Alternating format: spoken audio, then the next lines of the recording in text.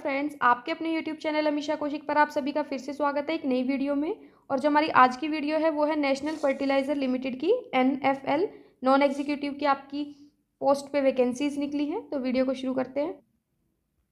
जो आपकी application start हुई है वो 9 अक्टूबर से शुरू हो चुकी है।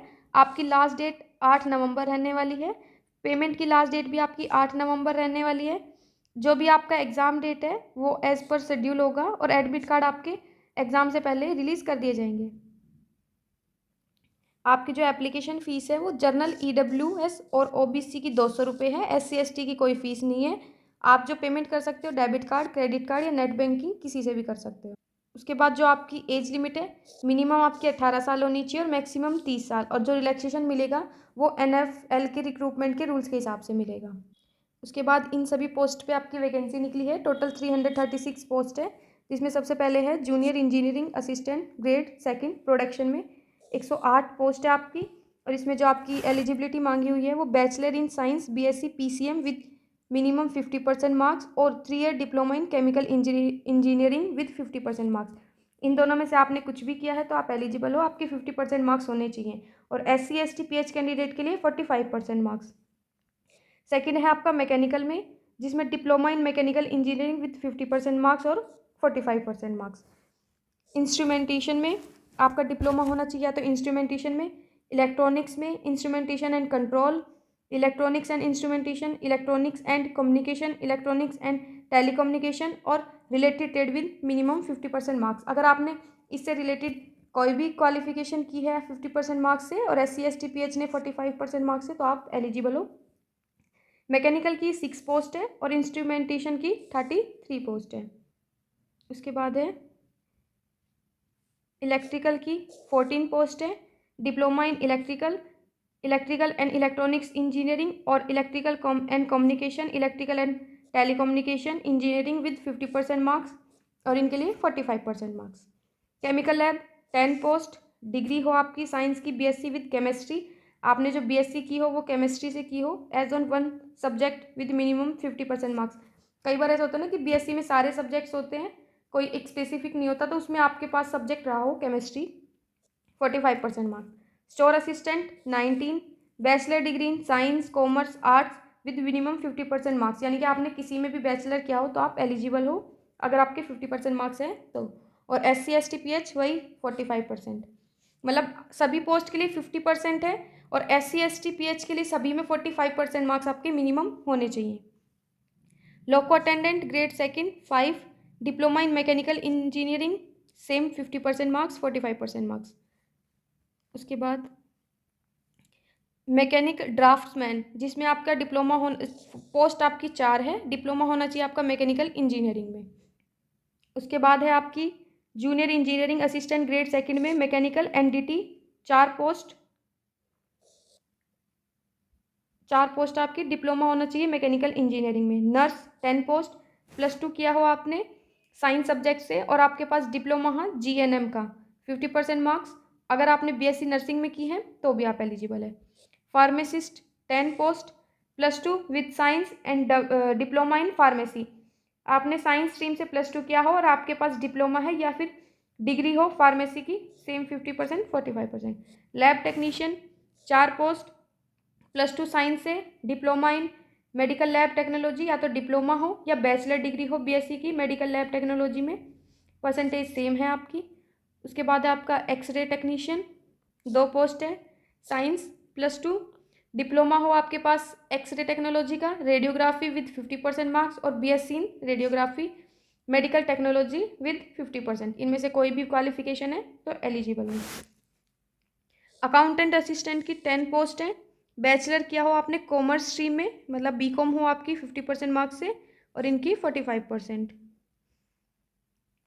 नेक्स्ट है attendant grade first mechanical fitter की 40 post, class 10th with ITI in fitter trade, आपने ITI की हो 10th के साथ में फिटर ट्रेड में, मार्क्स वही परसेंटेज सेम।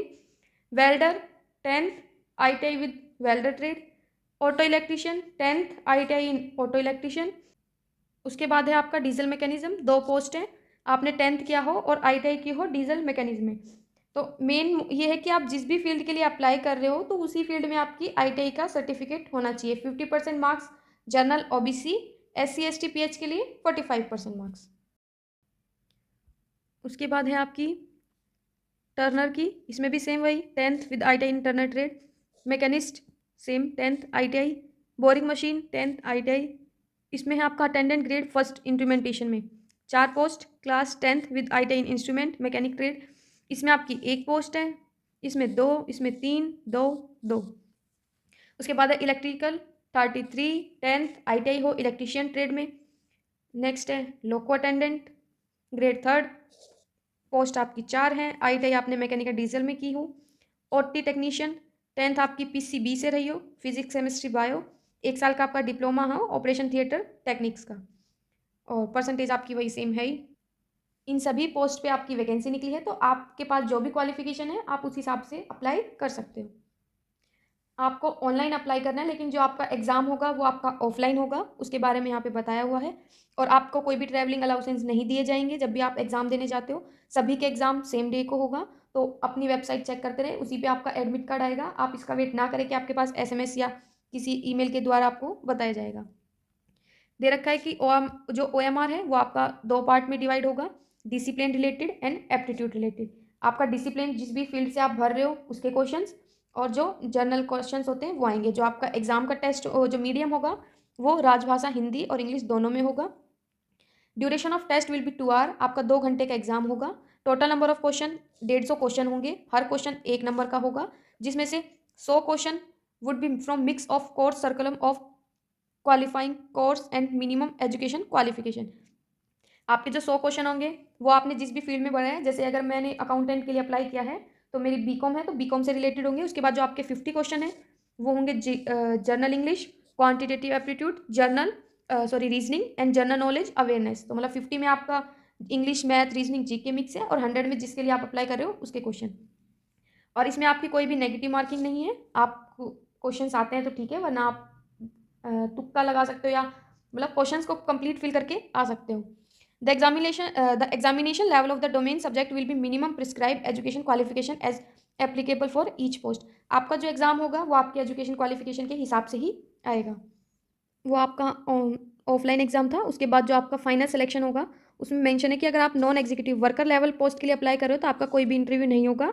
आपने जो भी अपने OMR में मार्क्स लिए हैं उसी बिहाफ पे मेरिट लिस्ट बनाई जाएगी, और subject to verification of certificate आपके सर्टिफिकेट को वेरीफाई किया जाएगा। उसके बाद कह रखा है कि जिन पोस्ट के लिए स्किल ट्रेड टेस्ट रिक्वायर्ड है उनके लिए उनका स्किल टेस्ट भी लिया जाएगा, और ये क्वालिफाइंग नेचर का रहने वाला है। और जब भी ये रिजल्ट डिक्लेयर होगा, इसके बारे में कुछ भी इन्फॉर्मेशन आएगी तो वो आपकी वेबसाइट पे बता दी जाएगी।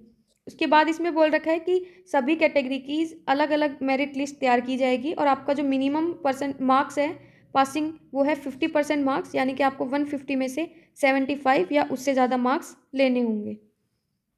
उसके बाद है आपका अपॉइंटमेंट एंड प्लेसमेंट। तो इसमें ये बता रखा है कि जब आपका डॉक्यूमेंट वेरिफिकेशन होगा तो अगर उस टाइम पे जो भी एलिजिबिलिटी मांगी हुई है, क्राइटेरिया है आपका क्वालिफिकेशन का है या कास्ट सर्टिफिकेट वगैरह है, अगर उस टाइम पे नहीं पाया जाता है तो आपको वापस कर, या फिर आपने मेरिट लिस्ट जो भी आई है उसको क्वालिफाई नहीं किया है तो आप एलिजिबल नहीं हो, तो आपको वहाँ से वापस भेज दिया जाएगा। तो इसलिए अपना फॉर्म पहले ही ध्यान से समझ के फिर भरें। उसके बाद है कि जितने भी शॉर्ट लिस्ट कैंडिडेट हैं ऑफलाइन एग्ज़ाम के बिहाफ पे ही उनको बुलाया जाएगा। यूनिट मेरिट और यूनिट कैटेगरी वाइज उनके डॉक्यूमेंट वेरिफिकेशन होंगे, और जब डॉक्यूमेंट वेरिफिकेशन जिस जगह पे होंगे वो उसी टाइम पे आपको बता दिया जाएगा। उसके बाद है कि selected candidate will be initially posted in that unit of NLF which they are applying for. जिस भी आप यूनिट के लिए अप्लाई करोगे उसी के लिए उसी में आपको अपॉइंट किया जाएगा। जो कैंडिडेट सेलेक्टेड होंगे नॉन एग्जीक्यूटिव पोस्ट के लिए may be required to work in the plant. आपको प्लांट में वर्क करना होगा रोटेटिंग शिफ्ट में, जो कि क्लॉकवाइज है। आपको अपॉइंट होने से पहले अपना मेडिकल करवाना होगा, और सारे जो भी मेडिकल फिटनेस है, वेरी करेक्टर सर्टिफिकेट्स है, कास्ट है, PWD सर्टिफिकेट है, वो सब करवाने होंगे। तो आज की वीडियो में इतना ही। अगर वीडियो अच्छी लगी है तो अपने फ्रेंड्स के साथ शेयर कीजिए, और ऐसी ही अपडेट पाने के लिए चैनल को सब्सक्राइब कीजिए। अगर आपकी कोई क्वेरी रह जाती है तो आप मुझे कमेंट बॉक्स में कमेंट कर दीजिए।